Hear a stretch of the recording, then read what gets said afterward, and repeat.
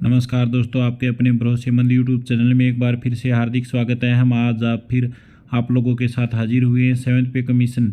हाँ दोस्तों, महंगाई भत्ते को लेकर एक बहुत बड़ा कर्मचारियों के लिए तोहफा निकल कर सामने आया, जो सरकार ने बहुत बड़ा कर्मचारियों को गिफ्ट दिया है। महंगाई भत्ता एक नियम है। सरकार ने साल 2016 में जब 7वां वेतन आयोग लागू किया था तो उस वक्त महंगाई भत्ते को शून्य कर दिया गया था। नियमों के मुताबिक महंगाई भत्ता जैसे ही 50% तक पहुंचेगा, इसे शून्य कर दिया जाएगा। हाँ दोस्तों, केंद्रीय कर्मचारियों के लिए हर साल 2 बार महंगाई भत्ते में इजाफा होता है, लेकिन ये इजाफा कितना होगा ये महंगाई के क्रम पर निर्भर करता है। दुनिया के कई देश इस वक्त महंगाई से जूझ रहे हैं। भारत में भी महंगाई का क्रम तेजी से ऊपर की तरफ बढ़ता दिख रहा है। आपको बता दें कि दोस्तों, देश का सेंट्रल बैंक भी आशंका जता चुका है कि महंगाई काबू में नहीं है। आने वाले कुछ दिनों में महंगाई के तेजी पकड़ने के आसार हैं। यही वजह है कि आरबीआई अपनी मौद्रिक नीति के समय से पहले नवंबर में करने जा रहा है। बढ़ती महंगाई भले ही देश के लिए अच्छी नहीं है, लेकिन दोस्तों, महंगाई के अनुपात में केंद्रीय कर्मचारी को मिलने वाले भत्ते में इजाफा होना तय है। खैर, महंगाई को अगर छोड़ दे तो भी कर्मचारियों के लिए महंगाई भत्ता आने वाले वक्त में सैलरी इंक्रीमेंट लेकर आ रहा है। ये समझते हैं कैसे? तो दोस्तों, अगले साल मिलेगा 4% का तोहफा। हाल ही में केंद्रीय कर्मचारियों के महंगाई भत्ते में 4% का इजाफा हुआ है। यह इजाफा जुलाई 2022 से लागू हुआ है। अब जनवरी 2023 से अगला महंगाई भत्ता लागू होना है। उम्मीद है कि अगला इजाफा भी 4% होगा। एक्सपर्ट की माने तो दोस्तों, जिस तरह महंगाई के हालात है उससे साफ है कि आने वाले दिनों में महंगाई भत्ते में भी 4% की तेजी आएगी। अभी महंगाई दुनिया की तुलना में देश में काफ़ी कम है, लेकिन जनवरी 2023 तक तस्वीर कुछ हो सकती है। ऐसे में 4% बढ़ने पर महंगाई भत्ता 42% पहुंच जाएगा।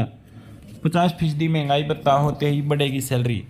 हाँ दोस्तों, महंगाई भत्ता एक नियम है। सरकार ने साल 2016 में जब 7वां वेतन आयोग लागू किया था तो उस वक्त महंगाई भत्ते को शून्य कर दिया गया था। नियमों के मुताबिक दोस्तों, महंगाई भत्ता जैसे ही 50% तक पहुंचेगा, इसे शून्य कर दिया जाएगा और 50% के अनुसार जो पैसा भत्ते के रूप में कर्मचारियों को मिल रहा होगा उसे बेसिक सैलरी यानी न्यूनतम सैलरी में जोड़ दिया जाएगा। मान लीजिए किसी कर्मचारी की बेसिक सैलरी 18,000 रुपये है तो उसे 50% डीए का 9,000 रुपये मिलेगा, लेकिन 50% डीए होने पर इसे बेसिक सैलरी में जोड़कर फिर से महंगाई भत्ता शून्य कर दिया जाएगा।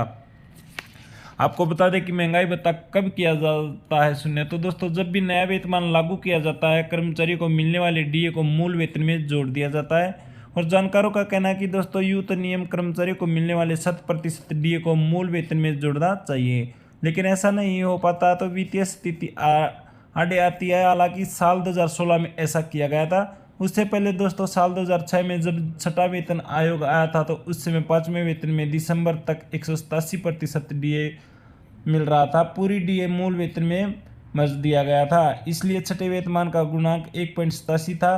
तब नया वेतनमान बैंड और नया ग्रेड वेतन भी बनाया गया था, लेकिन इसे देने में 3 साल लग गए थे। दोस्तों, सरकार पर बढ़ता है वित्तीय बोझ। हाँ दोस्तों, साल 2006 में 6ठे वेतन आयोग के समय नए वेतनमान को 1 जनवरी 2006 से लागू किया गया था, लेकिन इसकी अधिसूचना 24 मार्च 2009 को जारी की गई थी। इस देरी की वजह से सरकार को 39 से 42 महीने का डीए एरियर 3 किस्तों में 3 वर्ष वित्तीय वर्ष 2008, 2009, 2009, 2010, 2010, 2011 में भुगतान किया गया था। वहीं पर नए पे स्केल भी बनाया गया था। दोस्तों, 5वें वेतनमान में 8,000 से लेकर 13,500 वाले वेतनमान में 8,000 रुपये पर 186% डीए 14,500 रुपये होता था। इसलिए दोनों को जोड़ने पर कुल वेतन 22,880 रुपये हुआ था। 6ठे वेतन में इसका समकक्ष वेतनमान 15,600 रुपये से लेकर 39,100 रुपये प्लस 5400 ग्रेड में निर्धारित किया गया था। तो दोस्तों, आपको बता दें कि वेतन आयोग की सिफारिश 1986 5 में की 1996 6ठे की 2006 में लागू हुई थी। 7वें कमीशन की सिफारिश जनवरी 2016 में लागू हुई थी। 3% एचआरए भी बढ़ेगा। हाँ दोस्तों, साथ में एक और खुशखबरी निकलकर सामने आई है। हाउस रेंट अलाउंस में भी अगला रिवीजन 3% होगा। अधिकतम मौजूदा दर 27% से बढ़कर एचआरए 30% हो जाएगा, लेकिन अभी तभी होगा जब महंगाई भत्ता 50% के पार हो जाएगा। मेमोरेंडम के मुताबिक डीए के 50% क्रॉस होने पर एचआरए 30%, 20% और 10% हो जाएगा। हाउस रेंट अलाउंस की कैटेगरी एक्स, वाई और जेड क्लासिस शेयरों के हिसाब से होती हैं। दोस्तों, जो केंद्रीय कर्मचारी एक्स कैटेगरी में आते हैं उन्हें 27%, HRA मिल रहा है, और जो 50% डी होने पर 30% हो जाएगा। वहीं वाई क्लासेज वालों के लिए यह 18% से बढ़कर 20% हो जाएगा, और जेड क्लासेज वालों के लिए 9% से बढ़कर 10% हो जाएगा। तो आज की वीडियो में इतना ही दोस्तों। जय हिंद, जय भारत।